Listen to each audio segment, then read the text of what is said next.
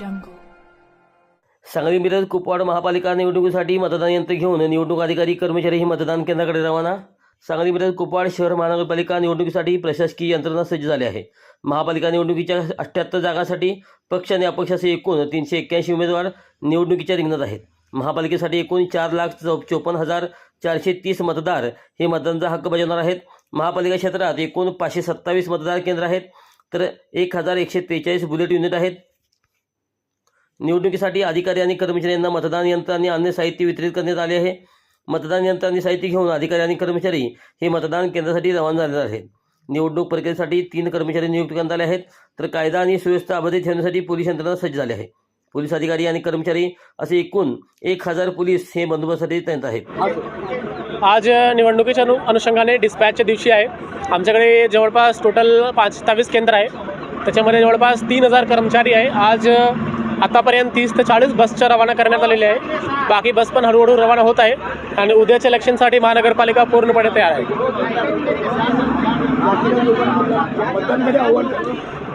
मी सर्व सांगली मिरज कुपवाडच्या नागरिकांना आवाहन करतो की जास्तीत जास्त संख्येमध्ये येऊन उद्या मतदान करा आणि हे लोकशाहीच्या पर्वाला साजरा करण्यास सहयोग द्या. धन्यवाद.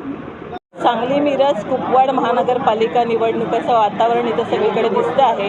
या ठिकाणी पोलीस कर्मचारी आणि इतर प्रशासकीय कर्मचारी हे सामान वगैरे घेण्यासाठी आलेले आहेत, जे आज बूथवर रवाना होणार आहेत. या ठिकाणी पोलीस प्रशासनाने सगळीकडे कायदा आणि सुव्यवस्था व्यवस्थित राहावी आणि आलेल्या संबंधित जे बंदोबस्तासाठी लोक आलेले आहेत त्यांच्या बाबतीमध्ये काळजी घेतलेली आहे की जी लोक आपले मतदान करणार आहेत त्यांना अगदी निर्भय वातावरणामध्ये आपल्याला मतदान करता यावं म्हणून पेट्रोलिंग, नाकाबंदी आणि वेळोवेळी ठिकठिकाणी आम्ही फिक्स पॉईंट ठेवलेले आहेत. या ठिकाणी आम्ही बंदोबस्तासाठी जवळजवळ 150 अधिकारी, 500 कर्मचारी आणि 650 होमगार्ड नेमलेले आहेत आणि त्यानुसार आपल्याकडे SRPF सुद्धा नेमलेली आहे. त्याचप्रमाणे आपले QRT आणि आपली RCP सुद्धा या ठिकाणी उपस्थित असणार आहे. त्यामुळे हे जे वातावरण आहे हे नागरिकांसाठी भयमुक्त वातावरण असं निर्माण केलेलं, जेणेकरून जाऊन व्यवस्थितपणे मतदान करू शकतील. कायदा आणि सुव्यवस्था राखण्याची जबाबदारी आमच्या पोलिसांची असेल आणि नागरिकांना आव्हान आहे की मतदान करा आणि जेणेकरून आम्ही जी व्यवस्था ठेवलेली आहे त्याच्यामध्ये जर कोणत्या नागरिकाला काही अडचण आली किंवा काही तक्रारी असतील तर या ठिकाणी 24 तास पोलीस प्रशासन हजर आहे. धन्यवाद.